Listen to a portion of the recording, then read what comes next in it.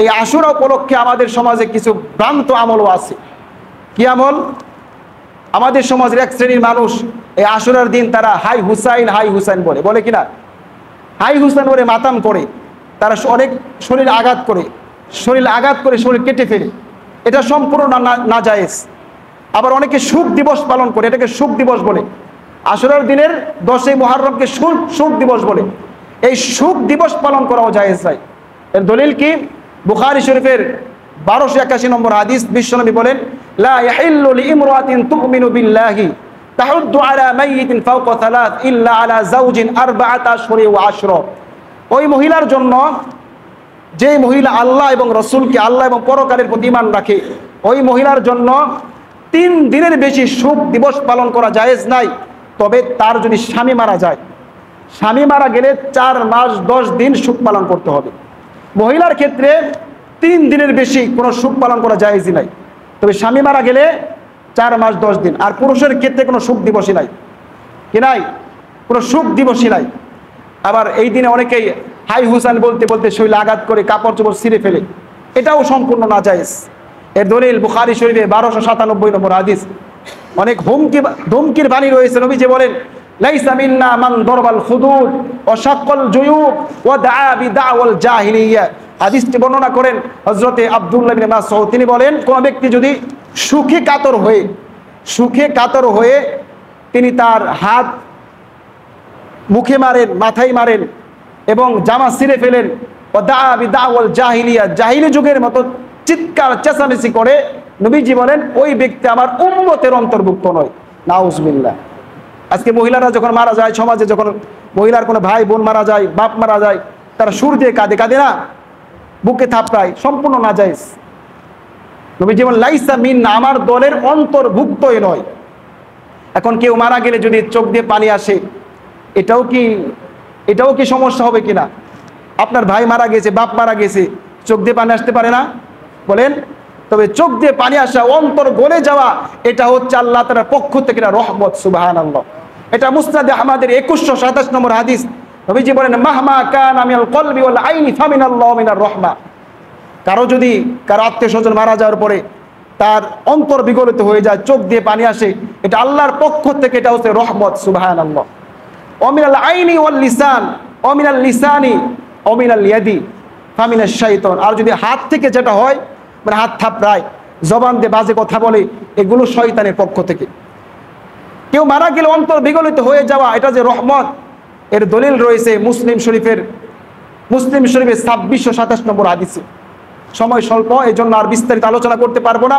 তাহলে আজকের আলোচনা থেকে আমরা বুঝতে পারলাম, মুহররম মাসের রোজার 3টা, আশুরার রোজার 3টা স্তর রয়েছে। 1 নাম্বার জায়েজ কি?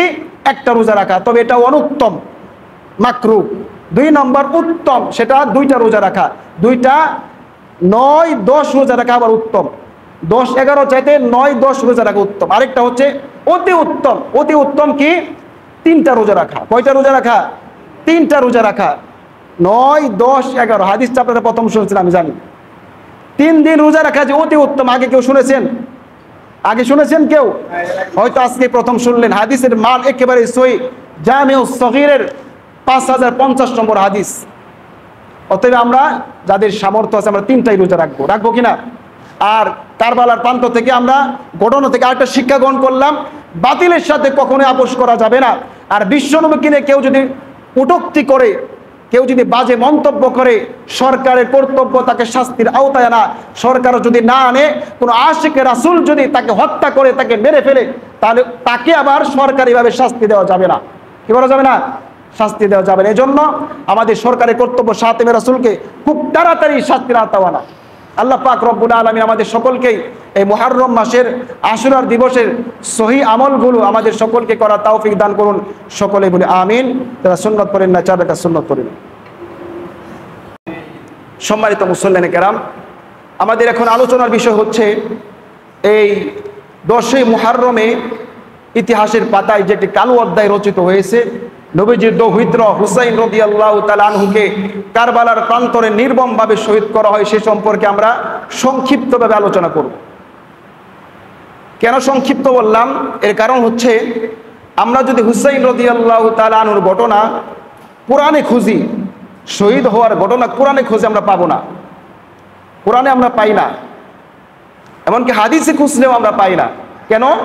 কারণ নবীজির ইন্তেকালের 50 বছর পরে হুসাইন রাদিয়াল্লাহু তাআলা আনহু কারবালার প্রান্তরে শহীদ হয়েছে।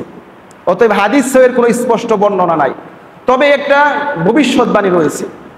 হুসাইন রাদিয়াল্লাহু তাআলা আনহুর কারবালার প্রান্তরে শহীদ হওয়ার ব্যাপারে নবীজি একটা ভবিষ্যৎবাণী রয়েছে। কি ভবিষ্যৎবাণী? বিশ্বনবী সাল্লাল্লাহু আলাইহি ওয়াসাল্লাম এবং আম্মা জান আয়েশা রাদিয়াল্লাহু তাআলা আনহা একদিন ঘরের ভিতরে কথা বলতেছিল। এমন সময় বিশ্বনবী সাল্লাল্লাহু আলাইহি ওয়াসাল্লাম বললেন, আয়েশা তুমি ঘরের বাইরে যাও, এখন জিবরিল আমিন আমার কাছে ওহী নিয়ে আসবেন। আম্মা জান ঘরের বাইরে গেলেন। এমন সময় বিশ্বনবী সাল্লাল্লাহু আলাইহি ওয়াসাল্লাম এবং জিবরিল আমিন আলাইহিস সালাতু ওয়াস সালাম ঘরের ভিতরে কথা বলতেছিলেন। আর এমন সময় ছোট্ট সন্তান হযরত হুসাইন রাদিয়াল্লাহু তাআলা চলে আসলেন, তিনি ঘরের ভিতরে যাবেন, কিন্তু আম্মা জান আয়েশা বাধা দিলেন। কিন্তু ছোট্ট সন্তান নাসুর বান্দা বুঝতে চায় না, কিন্তু ঘরের ভিতরে আসবেই, এর জন্য আম্মা জান আয়েশা ছেড়ে দিলেন, ঘরের ভিতরে গেলেন। কিছুক্ষণ পর আম্মা জান আয়েশা রাদিয়াল্লাহু তাআলা আনহার কানে বিশ্বনবীর কান্নার আওয়াজ বেশি আসলো। আম্মা জান আয়েশা রাদিয়াল্লাহু তাআলা আনহা ঘরের ভিতরে গেলেন, যে দেখেন বিশ্বনবী হুসাইন রাদিয়াল্লাহু তাআলা আনহুকে জড়িয়ে ধরে কান্না করতেছে। আম্মা জান আয়েশা জিজ্ঞেস করলেন, ইয়া রাসূলুল্লাহ কি হয়েছে, কারণটা কি? তখন বিশ্বনবী বলেন, এইমাত্র আমার কাছে জিবরিল আমিন এসে জানিয়ে দিল, হে আল্লাহর রাসূল, আপনার এই নাতিকে কারবালার প্রান্তরে আপনার উম্মতরা নির্মমভাবে শহীদ করবে।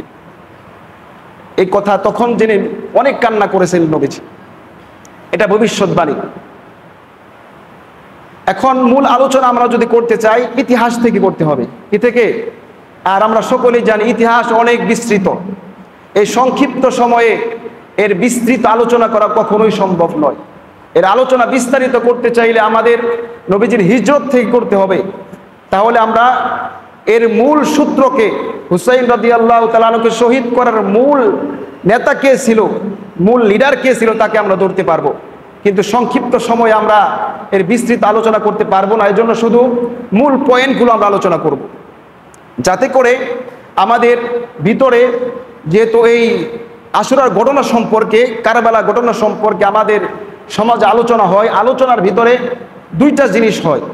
একটা অনেক সারাসারি হয়ে যায়, আরেকটা অনেক বাড়াবাড়ি হয়ে যায়। যে কেমন সারাসারি হয়ে যায়, ছাড়তে ছাড়তে ইয়াজিদকে ইয়াজিদের নামের শেষে রহমাতুল্লাহি আলাইহি পর্যন্ত বলে।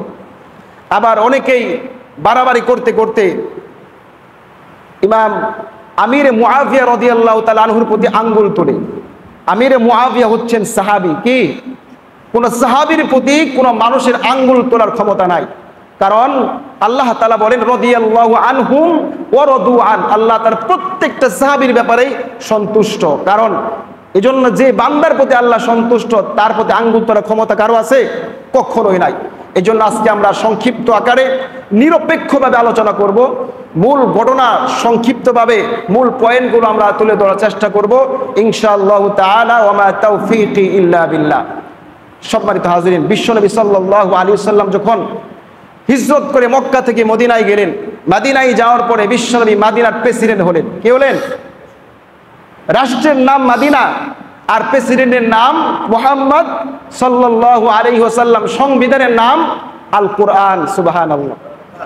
বিশ্বনবী সাল্লাল্লাহু আলাইহি ওয়াসাল্লাম তখন রাষ্ট্র পরিচালনার জন্য নিজ হস্তে একটা সংবিধান লিখলেন, যে সংবিধানকে বলা হয় মদিনার সনদ। কিসের সনদ? মদিনার সনদ বলা হয়।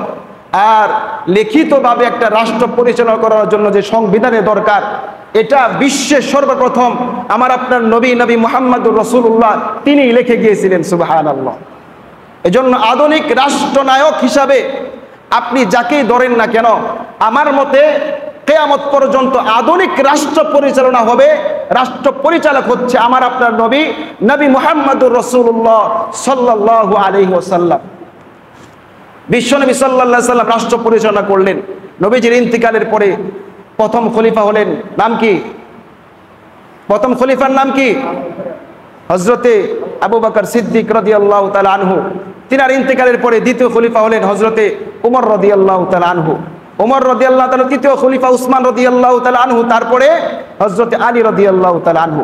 তবে মুসলমানদের ভিতরে ফাটল সৃষ্টি হয় হযরতে উমর রাদিয়াল্লাহু তাআলা আনহুর শহীদ হওয়ার পরে। কারণ একটা কিতাব রয়েছে আল ফারুক, আল্লামা শিবলি নুমানী রহমাতুল্লাহ আলাইহি লিখিত। এই কিতাবের মধ্যে লেখা হয়েছে বিশ্বনবী একদিন ওমরকে বললেন যে আনতা বাবুল ফিতান, যে হে উমর তুমি হচ্ছে ফিতনার দরজা। কি উমর তুমি ফিতনার দরজা, এর মানে কি?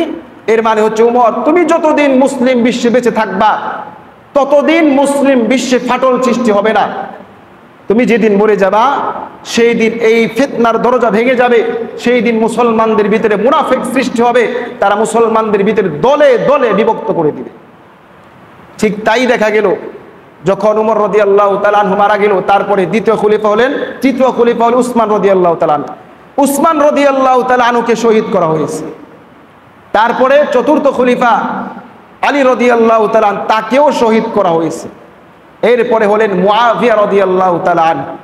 মুআবিয়া রাদিয়াল্লাহু তাআলা আনহু 20 বছর খলিফার দায়িত্ব পালন করেছেন। এই 20 বছর খুব শান্তিপূর্ণভাবে রাষ্ট্র পরিচালনা করেছেন। 20 বছরে উমর রাদিয়াল্লাহু তাআলা আনহুর মতোই প্রায় রাষ্ট্র পরিচালনা করেছেন। এখন মুআবিয়া রাদিয়াল্লাহু তাআলা আনহু ইন্তেকালের পূর্বে তিনি চিন্তা করলেন, এখন আমি যদি কোনো খলিফা নিযুক্ত না করে যাই, হতে পারে, তিনি যেহেতু একজন মুজতাহিদ ছিলেন, তিনি বলেন হতে পারে আবার মুসলমানদের মাঝে ফাটল সৃষ্টি হয়ে যাবে। এজন্য তিনি জীবিত থাকতেই তার সন্তান ইয়াজিদকে খলিফা নিযুক্ত করলেন। আর এই বিষয়টা তৎকালীন প্রবীণ সাহাবীদের অনেকেই এর বিরোধিতা করেছিল, অনেকেই বিরোধিতা করেছিল। আর এই ক্ষেত্রটাকে কেন্দ্র করে আজকের মুসলমানরা, আমাদের সমাজের কিছু মুসলমান মুআবিয়া রাদিয়াল্লাহু তাআলা আনহুর প্রতি আঙ্গুল তোলে, তাকে দোষারোপ করে, নাউজুবিল্লাহ বলে। এক্ষেত্রে আমাদের বিষয়টা বুঝতে হবে, মুআবিয়া রাদিয়াল্লাহু তাআলা আনহু ইজতিহাদ করেছেন। কি করেছেন? ইজতিহাদ করেছেন। তিনি একজন মুজতাহিদ ছিল। আর ইজতিহাদের মাসালা হলো, মুজতাহিদ যখন ইজতিহাদ করে, আল মুজতাহিদ ইযা আসাবা ফালাহু আজরান, মুজতাহিদ যখন একটা মাসালা ইস্তেমবাদ করে, তখন ওই মাসালা তিনি যদি সঠিক সিদ্ধান্তে পৌঁছায় তাহলে তার জন্য 2টা সওয়াব রয়েছে। ওয়া ইযা আখতা ফালাহু আজরুন, আর যদি ভুলও করে, ইজতিহাদ করার ক্ষেত্রে ভুলও করে, এরপরে সে একটা সওয়াব পাবে। সুবহানাল্লাহ। তিনি ছিলেন মুজতাহিদ। সুতরাং এই ক্ষেত্রে মুআবিয়া রাদিয়াল্লাহু তাআলা আনহুকে কখনোই দোষারোপ করা জায়েজ হবে না। কি হবে না? কারণ তিনি ইজতিহাদ করেছিল। এখন মুআবিয়া রাদিয়াল্লাহু তাআলা আনহু ইন্তেকালের পরে তার সন্তান ইয়াজিদ হলেন খলিফা। ইয়াজিদ খলিফা হওয়ার পরে তখন মক্কা মদিনার প্রবীণ সাহাবীগুলো তারা ইয়াজিদের খলিফা তার কাছে বায়াত হতে নারাজ হলেন, যে আমরা কেউ তার কাছে বায়াত হব না। আর প্রবীণ সাহাবীদের ভিতরে ছিল হযরতে আব্দুল্লাহ ইবনে জুবাইর, আব্দুল্লাহ ইবনে মাসউদ, বড় বড় সাহাবায়ে কেরাম, এমনকি হযরত হুসাইন রাদিয়াল্লাহু তাআলা আনহু তিনি ছিলেন। তিনি বললেন, না, কখনোই এই প্রবীণ সাহাবী, বিশ্বনবীর যোগ্য সাহাবী থাকতে আমি কখনো ইয়াজিদের কাছে বায়াত গ্রহণ করতে পারবো না। এই কথা ইয়াজিদের কাছে পৌঁছে যায়। আর তখন মদিনার গভর্নর ছিলেন ওয়ালিদ ইবনে উতবা। নাম কি? ওয়ালিদ ইবনে উতবা। ওয়ালিদ ইবনে উতবার কাছে চিঠি পাঠালেন যে তুমি হুসাইনকে আর আব্দুল্লাহ ইবনে জুবাইরকে গোপনে ডেকে আমার কাছে বায়াত গ্রহণ করতে বলো। ডাকা হলো হুসাইন রাদিয়াল্লাহু তাআলা আনহুকে এবং আব্দুল্লাহ ইবনে জুবাইরকে। তারা রুমে যেয়ে বলল যে আমরা তো এমন মানুষ নই, আমরা তো এমন বাপের সন্তান নই যে আমরা গোপনে ইয়াজিদের কাছে বায়াত হব। তারা স্পষ্ট জানিয়ে দিল, আমরা কখনোই ইয়াজিদের কাছে বায়াত হব না, আমরা ইয়াজিদেরকে আমরা খলিফা হিসেবে মানব না। তখন ইয়াজিদ বলল, তাহলে হুসাইনকে আটক করো, বন্দি করো। তখন হুসাইন রাদিয়াল্লাহু তাআলা আনহু মাদিনা থেকে মক্কায় রওনা হয়ে গেলেন। রাত্রবেলা মক্কায় আসলেন। মক্কায় আসার পরে তৎকালীন কুফা নগরী ছিল সবচাইতে বেশি মানুষ ছিল। তখন কুফার একটা শক্তিশালী রাষ্ট্র ছিল। ওই কুফা নগরীর মানুষ যদি এদিক সেদিক হয়ে যাইতো তাহলে রাষ্ট্রপ্রধান এদিক সেদিক হয়ে যাইতো। ওই কুফা নগরীর অনেক মানুষ হুসাইন রাদিয়াল্লাহু তাআলা আনহুর কাছে চিঠি পাঠালেন যে আপনি কুফা নগরীতে আসেন, আমরা আপনার হাতে বায়াত হব, ইয়াজিদকে আমরা খলিফা হিসেবে মানব না। অনেক চিঠি গেল। ইমাম হুসাইন রাদিয়াল্লাহু তাআলা আনহু তিনি সিদ্ধান্ত নিয়ে ফেললেন, আমি কুফায় যাব। তারা বলল যে আপনি তো একা, আমরা তো লক্ষ লক্ষ মানুষ, আমরা মদিনায় যে মক্কায় যে আপনার কাছে বায়াত গ্রহণ করা আমাদের জন্য কঠিন, আপনি চলে আসেন, এটা তাহলে সহজ হবে। হুসাইন রাদিয়াল্লাহু তাআলা সিদ্ধান্ত নিলেন তিনি কুফায় চলে যাবেন। কিন্তু প্রবীণ সাহাবী যারা ছিল সকলেই বললেন না, আপনি কুফায় যাবেন না। কি করবেন না? কুফায় যাবেন না, কারণ এই কুফা নগরীর মানুষ হযরত আলী রাদিয়াল্লাহু তাআলা আনহুকে হত্যা করেছিল। কাজেই তোমাকেও সেইভাবে কোনো কৌশলে কুফা নগরীতে নিয়ে তোমাকে তারা হত্যা করবে। হযরত হুসাইন রাদিয়াল্লাহু তাআলা আনহু বারবার চিঠি আসতেছিল, এই জন্য কুফা নগরীর অবস্থা জানার জন্যে তিনি তার চাচাতো ভাই মুসলিম ইবনে আকিলকে পাঠালেন। মুসলিম ইবনে আকিল কুফা নগরীতে পৌঁছলেন। পৌঁছার পরে দেখলেন সেখানকার মানুষ আসলেই হুসাইন রাদিয়াল্লাহু তাআলা আনহুর কাছে বায়াত হওয়ার জন্য খুবই আগ্রহী। এমনকি মুসলিম ইবনে আকিলের কাছে 18,000 মানুষ হুসাইনের পক্ষ থেকে বায়াত গ্রহণ করলেন, যে আমরা হুসাইনের কাছে আপনার হাতে বায়াত গ্রহণ করলাম। তিনি যখন দেখলেন যে কুফা নগরীর মানুষ এতই আগ্রহী, তখন মুসলিম ইবনে আকিল হুসাইন রাদিয়াল্লাহু তাআলা আনহুকে চিঠি পাঠালেন যে ভাই আপনি তাড়াতাড়ি চলে আসেন, এখানকার মানুষ খুবই আগ্রহী আপনার কাছে বায়াত হওয়ার জন্য। কিন্তু কুফা নগরীর মানুষ একটা স্বভাব ছিল। কি স্বভাব ছিল? যখনই কোনো বিপদ সামনে দেখতো তখনই তারা পিছিয়ে চলে যাইত। এই সংবাদ যখন হুসাইন রাদিয়াল্লাহু তাআলা আনহুর কাছে আসেন, হুসাইন রাদিয়াল্লাহু তাআলা আনহু তখন তিনি আহলে বায়াতের কয়েকটা বর্ণনা রয়েছে, প্রায় 70, 75, 82, 80, এই 80 জন মানুষ নিয়ে তিনি আহলে বায়াতের জনসংখ্যা নিয়ে তিনি কুফার দিকে রওনা হয়ে গেলেন। অনেক সাহাবায়ে কেরাম বললেন আপনি যায়েন না, তবে তিনি বললেন আমি কথা দিয়েছি আমি যাব, আমি তাদের কথা রাখতে হবে, এজন্য তিনি রওনা দিলেন। এদিক দিয়ে ওই কুফা নগরীর গুপ্তচর ইয়াজিদের কাছে সংবাদ দিয়ে দিল যে আপনার এই কুফা নগরীতে বিদ্রোহ চলতেছে, রাষ্ট্রদ্রোহী তৈরি হয়ে গিয়েছে। তখন ইয়াজিদ বলল তাহলে ওখানকার গভর্নরকে, তখন কুফার গভর্নর ছিল নু'মান ইবনে বাশির রাদিয়াল্লাহু তাআলা আন, তিনি যেহেতু সাহাবী ছিল তিনি জানতেন হুসাইন কোন ব্যক্তি, এর জন্য হুসাইনের বিরোধিতা তিনি করলেন না। তিনি চেয়েছিলেন মনে মনে হুসাইন আসুক, আসলেই তিনি খলিফার তিনি যোগ্য। কিন্তু এই সংবাদ ইয়াজিদের কাছে যাওয়ার পরে ইয়াজিদ রাতারাতি নু'মান ইবনে বাশিরকে ক্ষমতাচ্যুত করে তিনি আরেকজন খলিফা নিযুক্ত করলেন, যেই খলিফা ছিল একজন দুশ্চরিত্রা, সেই খলিফা ছিল একজন বেদব প্রকৃতির, সেই খলিফা হচ্ছে ওবাইদুল্লাহ বিন জিয়াদ।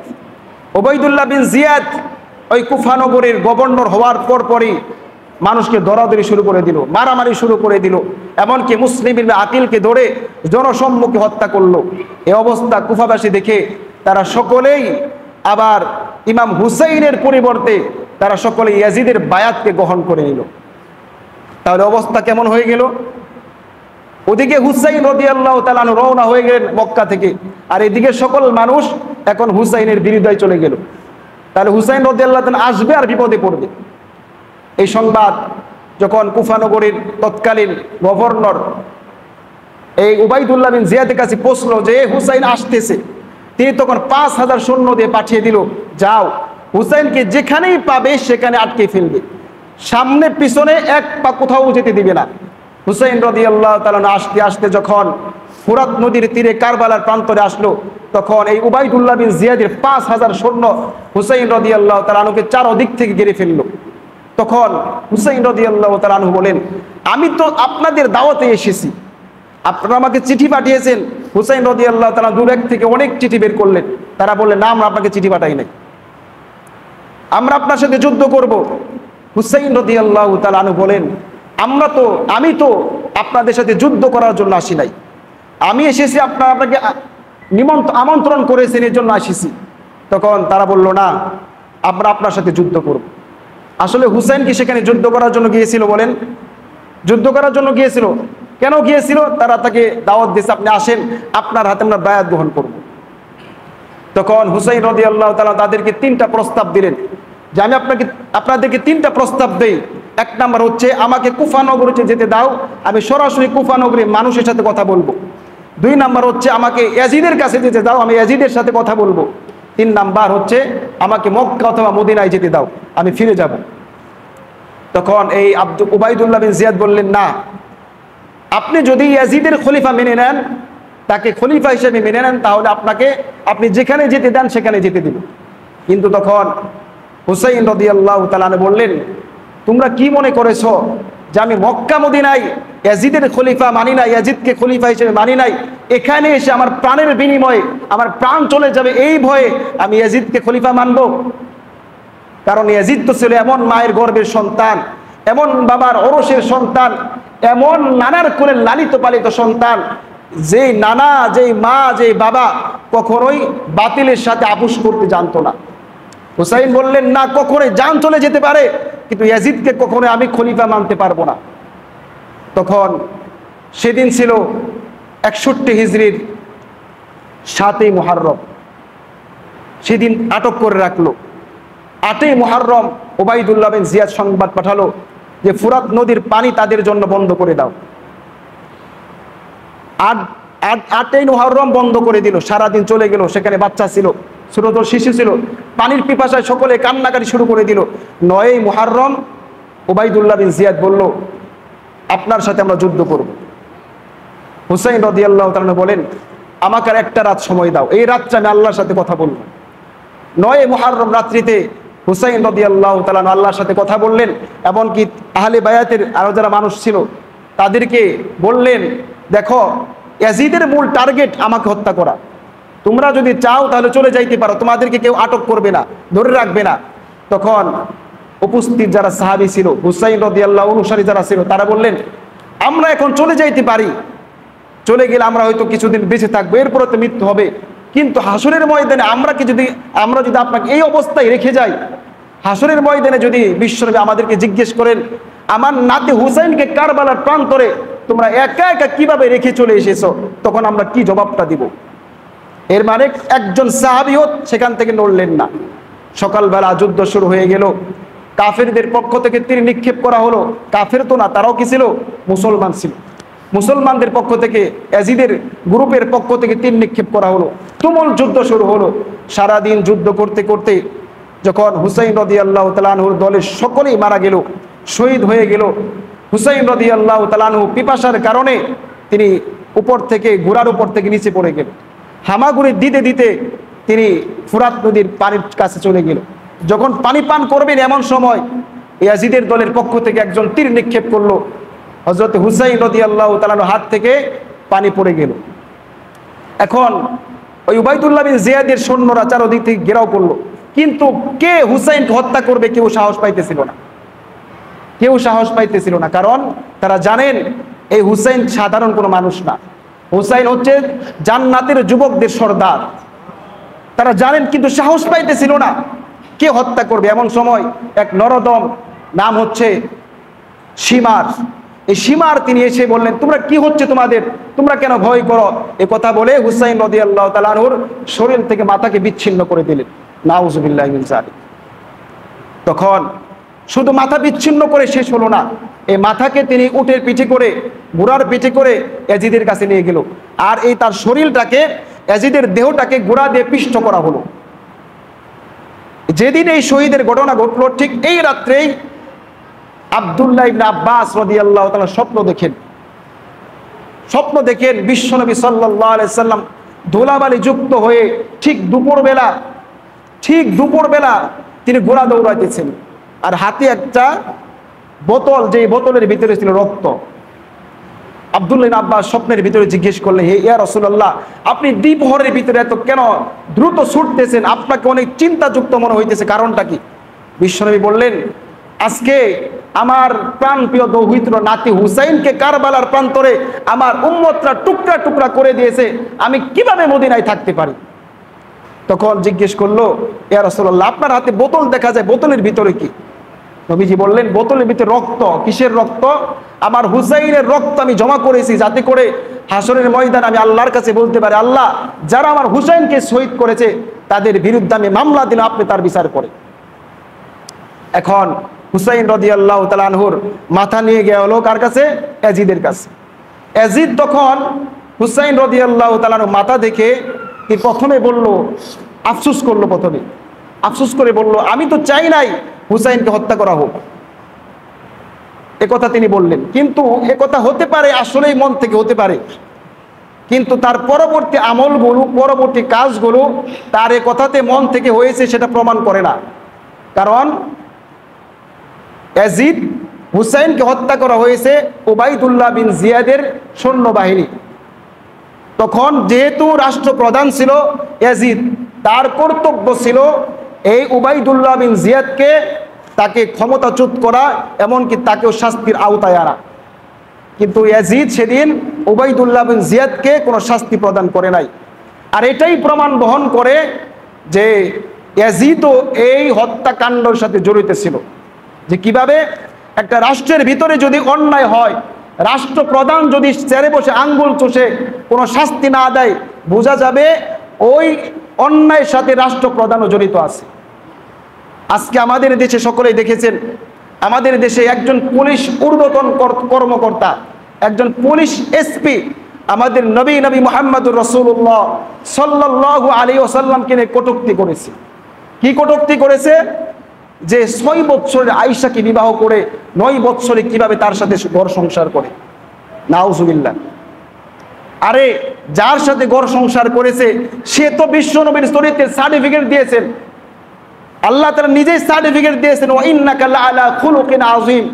আর তুমি 1400 বছর পরে এসে, 1450 বছর পরে এসে তুমি বলতেছো আমি বিশ্ব নবীকে মহামানব হিসাবে মানতে পারি না, সকল আদর্শ হিসাবে মানতে পারি না, তার চরিত্রের সমস্যা আছে। নাউজুবিল্লাহি মিন যালিক। আজকে এই পুলিশ কর্মকর্তা এসপি আজ থেকে প্রায় 3-4 দিন আগে এরকম মন্তব্য করে তিনি ফেসবুকে স্ট্যাটাস দিয়েছেন। আজকে 4-5 দিন তিনি পুলিশ একজন এসপি, এরপরেও দেখেন 4-5 দিন পুলিশের তিনি দায়িত্ব পালন করতেছে। তাহলে আমাদের সরকার কি করতেছে? এই এসপিকে যদি তাকে তার চাকরি থেকে চ্যুত না করা হয়, এমনকি তাকে শাস্তির আওতায় না আনা হয়, তাহলে বোঝা যাবে এই যে শাতামে রাসূল হয়েছে, এই যে রাসূলকে গালি দিয়ে যে অপরাধ করেছে, এই হত্যার উপযুক্ত হয়ে গিয়েছে, ঠিক সেই রকম সরকার হত্যার উপযুক্ত হয়ে গিয়েছে। ঠিক কিনা? কারণ তার কর্তব্য, রাষ্ট্রপ্রধানের কর্তব্য এই ব্যক্তিকে ক্ষমতাচ্যুত করা, তাকে চাকরি থেকে নামানো এবং তাকে শাস্তির আওতায় আনা। আজকে গত বছর আপনারা লক্ষ্য করেছেন, গত বছর যখন এই শাহবাগে এক নারীকে জিজ্ঞেস করেছে, এক পুলিশ জিজ্ঞেস করেছিল আপনি কপালে কেন টিপ দিয়েছেন, কি করেছেন, কপালে কেন টিপ দিয়েছেন, এই প্রশ্ন করেছিল।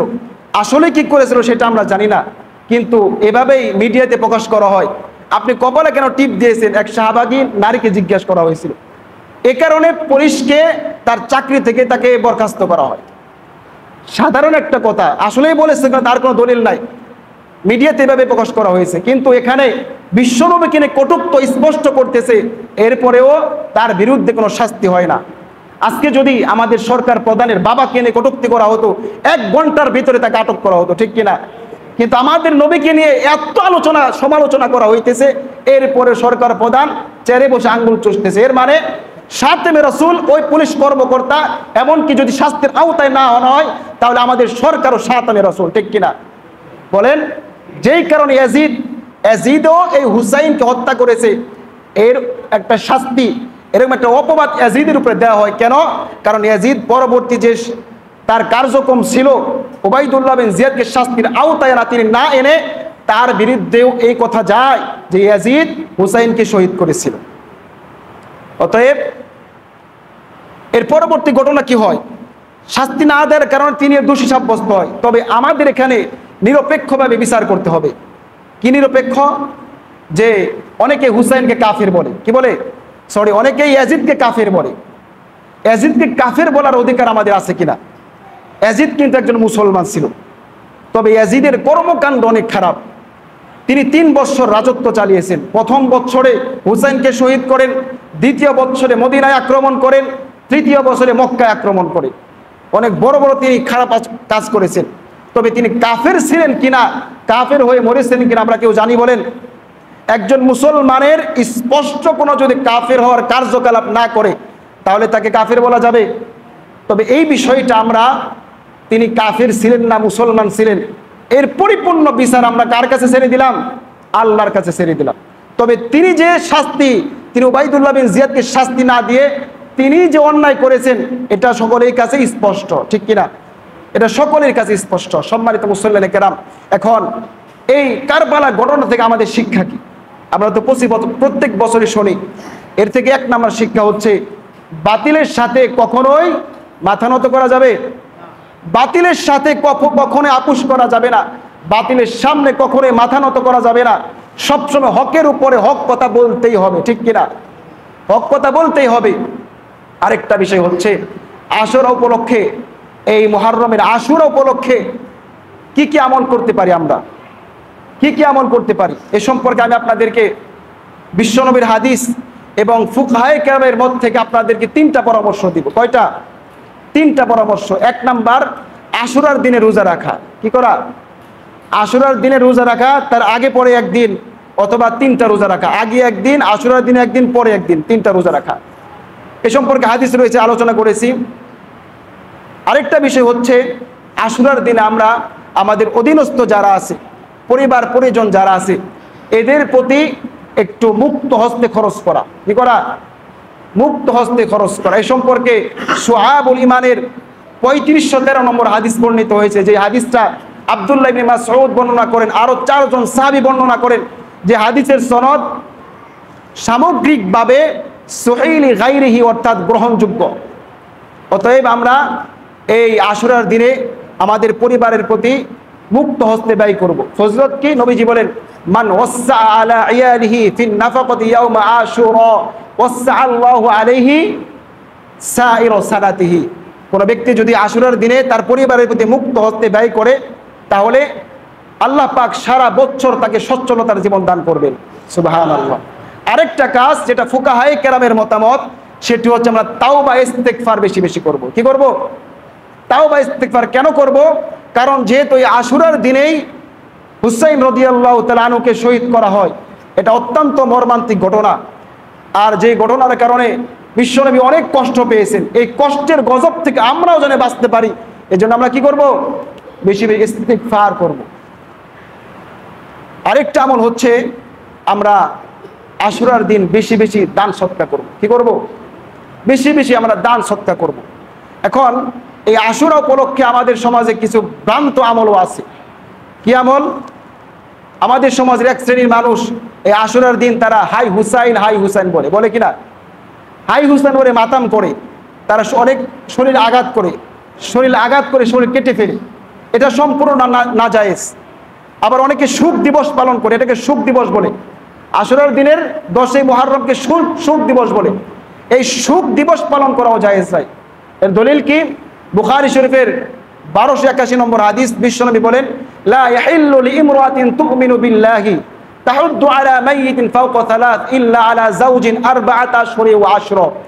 ওই মহিলার জন্য, যে মহিলা আল্লাহ এবং রাসূলকে, আল্লাহ এবং পরকালের প্রতি ঈমান রাখে, ওই মহিলার জন্য 3 দিনের বেশি শোক দিবস পালন করা জায়েজ নাই।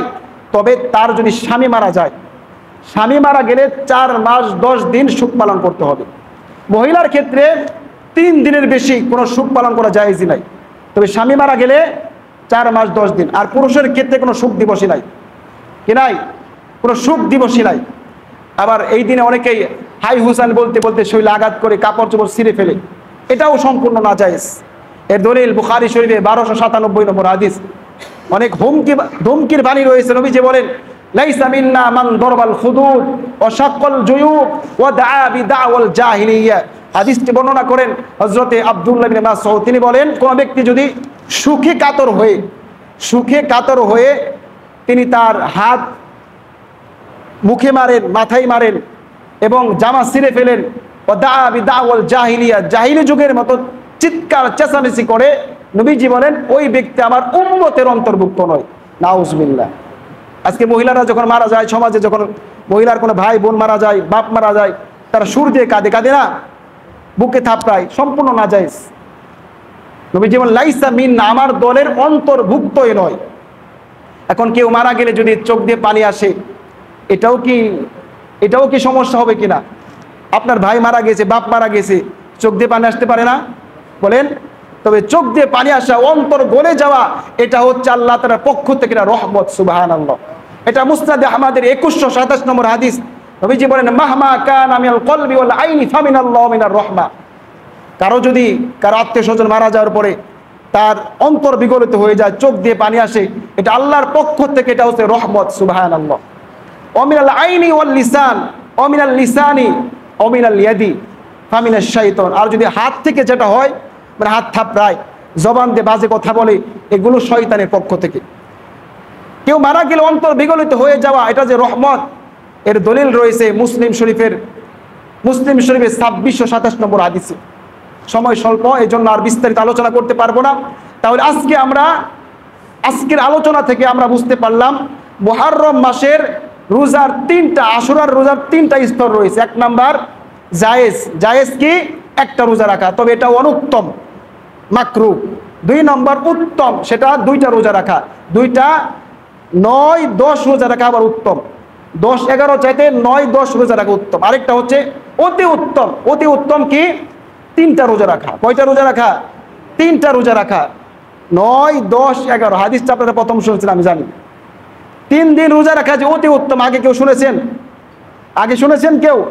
হয়তো আজকে প্রথম শুনলেন। হাদিসের মান একেবারে সহিহ, জামিউস সগীরের 5050 নম্বর হাদিস। অতএব আমরা যাদের সামর্থ্য আছে আমরা 3টাই রোজা রাখবো কিনা? আর কারবালার প্রান্ত থেকে আমরা ঘটনা থেকে আরেকটা শিক্ষা গ্রহণ করলাম, বাতিলের সাথে কখনোই আপোষ করা যাবে না।